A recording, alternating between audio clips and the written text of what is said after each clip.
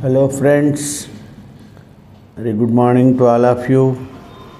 నేను నా చిన్ననాటి జ్ఞాపకాలు, కాలేజీ చదువులు అనే శీర్షిక గురించి చెప్తున్నాను కదా.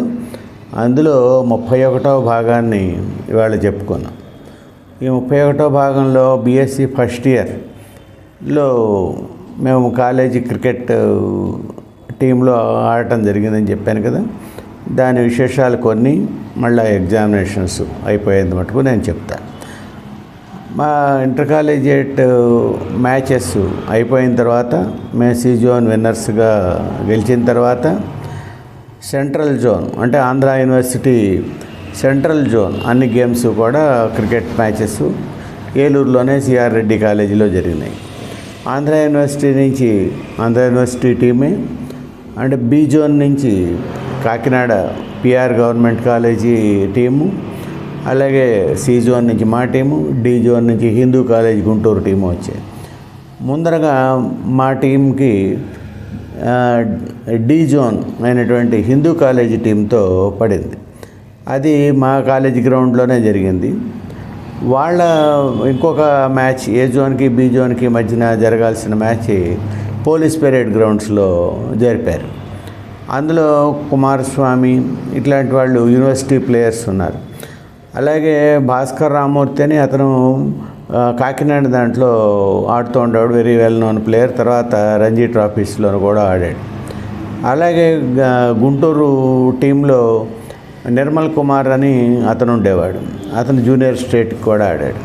అది వరకు ఈ 3 రకాల ఇవే ఉండేవి ఆంధ్రప్రదేశ్కి సంబంధించి. స్కూల్స్ టీము, జూనియర్ స్టేటు, రంజీ ట్రాఫీ. అసలు వాటిల్లో సెలెక్ట్ అయితే మనం చాలా గొప్ప అనుకునేంత ఇది ఉండేది. ఆంధ్ర వాళ్ళు అంతకన్నా దాటి వెళ్ళే అవకాశం ఉండేది కాదు. మా ఏలూరు టీంలో ఎస్విఎం ప్రసాద్ అని అతను స్కూల్స్కి ఆడిన కుర్రవాడు ఉన్నాడు. అతను ఇంటర్మీడియట్ ఫస్ట్ ఇయర్లోనే సెకండ్ ఇయర్లోనే ఉండేవాడు. దుర్గా ప్రసాద్, బప్పు అని వీళ్ళందరూ, జిఏ భాస్కర్ వీళ్ళందరూ ఇంటర్మీడియట్, హుస్సేన్ జూనియర్ హుస్సేన్ వీళ్ళందరూ ఇంటర్మీడియట్ నుంచి సెలెక్ట్ అయిన వాళ్ళు. డిగ్రీలోంచి సెలెక్ట్ అయిన వాళ్ళం ఫస్ట్ ఇయర్లో నేను, కేఆర్కే ప్రభాకర్ మూర్తి, తర్వాత ప్రసాద్ అని ఒకతను, ఎస్ సుధాకర్ అని, డి రామ్ ప్రసాద్, మేమందరం ఫస్ట్ ఇయర్ డిగ్రీలోంచి సెలెక్ట్ అయినాం. అలాగే సెకండ్ ఇయర్ డిగ్రీలోంచి విఎస్ పటేల్, సాగర్ వాళ్ళందరూ కూడా సెలెక్ట్ అయినారు. అలాగే ఫైనల్ ఇయర్లోంచి సెకండ్ ఇయర్లో హుస్సేన్ కూడా సెలెక్ట్ అయినాడు. అలాగే ఫైనల్ ఇయర్ దాంట్లో సత్యం, సత్యనారాయణ, జోపాలి సత్యనారాయణ అండ్ చంద్రశేఖర్ వీళ్ళు సెలెక్ట్ అయి ఉన్నారు. సెకండ్ ఇయర్ డిగ్రీలో ఇంకొక అతను కూడా ఉన్నాడు, ఎస్ రామచంద్ అని చెప్పి, ఆయన కూడా సెలెక్ట్ అయినాం. మేమందరం ఒక టీమ్గా రోజు ప్రాక్టీస్ చేస్తూ ఉండేవాళ్ళం. కాలేజీ గ్రౌండ్ చుట్టూరా అంటే క్రికెట్ గ్రౌండు బౌండరీ లైన్ అమ్మట 2 రౌండ్స్ జాగింగ్ లాగా చేసి వార్మప్ ఎక్సర్సైజ్ చేసి రోజు ప్రాక్టీస్ చేస్తూ ఉండేవాళ్ళు. ప్రాక్టీస్ చేసుకునేటప్పుడు చిన్నవాళ్ళమైనటువంటి నన్ను, దుర్గా ప్రసాద్నే టీమ్స్ కోరుకోమని చెప్పేవారు. టీమ్స్ కోరుకున్నప్పుడు నేను ముందర నాకు ఛాన్స్ వచ్చేటప్పటికి నేను మా కాలేజీ ఫాస్టెస్ట్ బౌలరు ఆయన విఎస్ పటేల్ ఆయనని కోరుకునేవాడిని. ఎందుకంటే అతను నేను ఫేస్ చేయాల్సిన అవసరం ఉండదు కదా అన్న ఉద్దేశంతో. అలాగా ఇంటర్నల్ మ్యాచెస్ చాలా ఆడుతూ ఉండేవాడు. ఈ సత్యం అండ్ ఈ పటేల్ ఎక్కువగా, అండ్ పటేల్ వాళ్ళ అన్నయ్య గారు నారాయణ ప్రసాద్ ఉండేవారు. ఆయన మేము ఇంటర్ ఫస్ట్ ఇయర్లో ఉన్నవాడు, ఫైనల్ ఇయర్ ఆఫ్ సైడ్కే ఎక్కువగా ఆడుతూ ఉండేవారు. లక్ష్మీనారాయణ అని ఆయన ఎంపైర్ చేస్తూ ఉండేవాడు.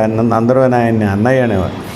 ఆయన చెప్తూ ఉండేవాడు, ఈ లెగ్ సైడ్కి కొట్టడం కాదు, అసలు ఆఫ్ సైడ్కి ఆడాలి, స్క్వేర్ కట్స్ ఆడాలి. ఇగో జిఆర్ విశ్వనాథ్ అని కొత్తగా వచ్చాడు, వాడు అన్ని స్క్వేర్ కట్ షాట్స్ ఆడుతున్నాడు, అలాగే ఆడటమే క్రికెట్ గొప్పతనం, అంతేగాని ఈ లెగ్ సైడ్ ఆడటం అనేది దొంగాట లాంటిది అని అతను కామెంట్ చేస్తుండేవాడు. అంచేత నేను వీలైనంత మటుకు నేను ఇలాగనే అలవాటు చేసుకున్నాను. ఆడితే డిఫెన్స్ ఆడటం, లేకపోతే ఆఫ్ సైడ్ షాట్స్, లేకపోతే ఎలివేటెడ్ షాట్స్ అంటే బౌండరీ లైన్స్కి లేకపోతే సిక్సర్స్కి ఎలివేట్ చేసి కొట్టడమే అలవాటు చేసుకున్నాను. నాకు ఫస్ట్ నుంచి అలాగే అలవాటైంది. దాంతో ఇంట్రెస్ట్ అలాగా క్రికెట్ ఈ ప్రాక్టీసు ఎక్కువగా చేసి ఇలాగ టీమ్స్గా డివైడ్ చేసుకుని యూనివర్సిటీ గేమ్స్కి ముందర మేము బాగా ప్రిపేర్ అయినాం ఓ నెల రోజుల దాకా. ఇంత చేసి గుంటూరుతో మాకు మ్యాచ్ పడేటప్పటికి మా కాలేజీలోనే గ్రౌండ్లోనే జరిగింది. కానీ చాలా టఫ్గా జరిగి మేము ఓడిపోవటం జరిగింది. అయ్యో, మన విద్యాసాగర్ గారు ఫిజికల్ డైరెక్టర్, ఆయన ప్రామిస్ చేశాడు, ఆంధ్ర యూనివర్సిటీ విన్నర్స్గా అయినట్టయితే మా అందరికీ బ్లేజర్స్ కోట్స్ కుట్టిస్తానన్నాడు. అయ్యో, ఆ ఛాన్స్ పోయింది అని చెప్పి మేము కొంత బాధపడటం జరిగింది. ఆ తర్వాత ఈ క్రికెట్ వ్యాసంగంలోనే ఈ ఫైనల్ మ్యాచ్ మళ్ళా ఈ ఆంధ్ర యూనివర్సిటీ టీంకి అండ్ ఈ హిందూ కాలేజీ టీంకి జరిగింది చాలా బ్రహ్మాండంగా. ఈ విద్యాసాగర్ గారు అన్నారు, ఈసారి ఇలా కాదు, నేను మీకు స్పెషల్గా ఒక కోచ్ని రప్పిస్తాను, ఆర్వీఎస్ రామారావు అని చెప్పి. ఆయన చాలా స్ట్రిక్ట్ డిసిప్లినరియన్. ఆయన కోచ్ని వైజాగ్ నుంచి తెప్పిస్తాను. ఆయన వచ్చే సంవత్సరం బాగా మీకు కోచింగ్ ఇచ్చి ఖచ్చితంగా వచ్చే సంవత్సరం వచ్చేటప్పటికి యూనివర్సిటీ విన్నర్స్గా రావాలి మీరందరూ అని చెప్పి ఆయన చాలా ఎంకరేజింగ్ వర్డ్స్ ఇచ్చాడు, ఓడిపోయిన ముందుకు తిట్టాల్సిన పని లేకుండా. అలాగా మేము చాలా ఎంకరేజింగ్గా వర్డ్స్ ఉండేవి. కోచ్ అనేవాడు మాకు ప్రత్యేకంగా లేకపోయినా ఈ క్యాచెస్ కానీ రన్నింగ్ క్యాచెస్ కానీ అవన్నీ చాలా బాగా ప్రాక్టీస్ చేసేవాళ్ళం. స్లిప్ కార్నర్లో క్యాచెస్ ప్రాక్టీస్ చేయటం మాత్రం నేను చేయలేదు, నాకు చాలా భయం వేసేది, దగ్గరగా ఉండి అంత మీదకి వచ్చేస్తాయని చెప్పి. మిగతా ఫీల్డ్ క్యాచెస్ ఇవన్నీ కూడా చాలా బాగా ప్రాక్టీస్ చేసేవాళ్ళం. యాక్యురేట్ త్రో వేయటం అదంతా కూడా ఎస్విఎం ప్రసాద్ వీళ్ళందరూ వేస్తుంటే చూసి మేము కూడా అలాగే కరెక్ట్గా యాక్యురేట్ త్రోస్ స్టంప్స్ మీదకి వేయటం ఇలా నేర్చుకున్నాం. అలాగా మా క్రికెట్ వ్యాసంగం అట్లా జరుగుతూ ఉండేది. అలాగే మా మ్యాచెస్ ఇంటర్నల్గా కోటదిబ్బ హై స్కూల్ వాళ్ళతో వేయటం కానీ లేకపోతే ఇంకొకళ్ళతో ఆడటం కానీ అలా కూడా ప్రైవేట్గా మ్యాచెస్ కూడా ఆడుతూ ఉండేవాడు. అలాగా జరుగుతున్న క్రమంలో మేము బీఎస్సీ చివరికి వచ్చేసేసాం. ఎగ్జామ్స్ చాలా లేట్గా జరిగినాయి, ప్రిపరేషన్ హాలిడేస్ చాలా ఉన్నాయి. మే 1 అండ్ 2 రోజున మాత్రమే జరిగినాయి. అంటే అదే ఫస్ట్ టైం బీఎస్సీ న్యూ స్కీమ్లో ఉన్న వాళ్ళకి ఫస్ట్ ఇయర్లో ఎగ్జామినేషన్స్ జరగటం. అది వరకు బీఎస్సీ ఆర్ఆర్ అని ఉండేదని చెప్పాను కదా, వారు రివైజ్డ్ రెగ్యులేషన్స్లో సెకండ్ ఇయర్ థర్డ్ ఇయరే ఉండేవి పబ్లిక్ ఎగ్జామినేషన్. మాకు లాంగ్వేజెస్ ముందర అయిపోయేవి అనమాట. ఈ బీఎస్సీ ఫస్ట్ ఇయర్ ఎండింగ్లో అయిపోయాయి. ఆ రోజుని మే 1వ తారీఖు 2వ తారీఖు దాకా అప్పుడు జరిగినాయి ఎగ్జామినేషన్స్. మరి ఎందుకు అలా జరిగిందో తెలియదు. తర్వాత ఇంకా సెలవులు ప్రకటించేసేసారు. మే 7వ తారీఖున ఇంకొక విచిత్రమైన సన్నివేశం జరిగింది. ఆ రోజునే మా నాన్నగారు భజన భక్తులు అవటం మూలంగా మా ఇంట్లో ఎందుకునో ఒక ఏకాహం అని మార్నింగ్ 7 AM టు మర్నాడు 7 AM ఉండేట్టుగా ఓ భజన కార్యక్రమం ఏదో నిర్వహించారు. అంటే 12 టీమ్స్ ఆఫ్ భజన పనులు వచ్చేవాళ్ళు. వాళ్ళు 1 గంట పగలు 1 గంట రాత్రి అలాగా వచ్చేట్టుగా 12 టీమ్స్ అలాగా కంటిన్యూగా పాడుతూ ఉండేవారు. అదే సమయంలో మా పవర్పేట ఈ రైల్వే ట్రాక్ దాటిన తర్వాత ఈ జూట్ మిల్ వాళ్ళ తాలూకు పాకలు అవి ఉండేవి. ఆ 15 20 పాకలు ఒక్కసారిగా అంటుకుని పెద్ద అగ్ని ప్రమాదం జరిగింది. అగ్ని ప్రమాదం జరిగితే ఊరంతా పెద్ద గందరగోళం అయిపోయింది. మా ఇంటివైపు ఇట్లాగే ఏమైనా వచ్చేస్తా ఏంటి మంటలు అన్నట్టు మేము అలర్ట్గా ఉన్నాం. కానీ ఏకాహం ఈ భజన అనేది వీళ్ళు ఆపలేదు, కంటిన్యూ అలాగే కంటిన్యూ అయిపోయింది. ఆ కోలాహలం ఆ మంటలు కోలాహలం అదంతా అయ్యేటప్పటికి చాలాసేపు పట్టింది. సుమారు 1 గంటకి అవి తగ్గిపోయినాయి, ఫైర్ ఇంజిన్స్ అవి రావటం వల్ల.